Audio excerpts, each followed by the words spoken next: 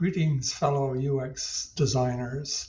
I just thought I'd share with you this little Glide app that I put together that was based on my experience of about 20 years of designing software and user interfaces for various softwares. And one of the things I found in all those years was that I spent a lot of time just learning about what the issues were, learning about what the application should do, what the business was behind it, what the goals were, what the objectives were, and all the little bits and pieces that kind of go together and putting together some kind of prototype or some kind of design, knowing and understanding what the length of a field should be or what a button should do or all those kinds of things. And all that information you gather through meetings and interviews and things like that, it always became kind of an issue of balancing all of that in your brain so that you sort of better understood what you needed to do and not overlook things and stuff like that.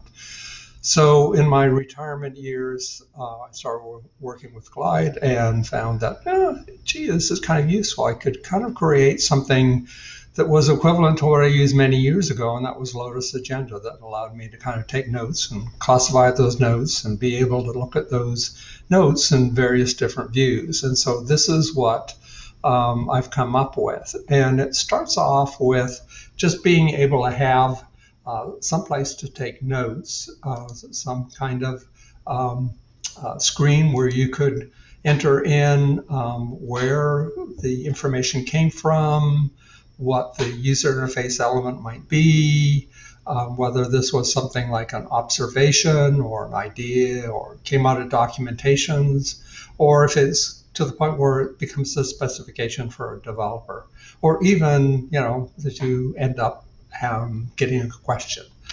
So on this particular screen, the first one is a list of all your notes in reverse chronological order. On the UI elements screen, this is where you would essentially identify all the elements, the screens, the forms, the buttons, the fields that will make up your application. And by doing that, you can do things like take a look at what your notes are with respect to that. You can, for example, have several notes, whether it's from usability or it's related to documentation or whatever, so you get that view.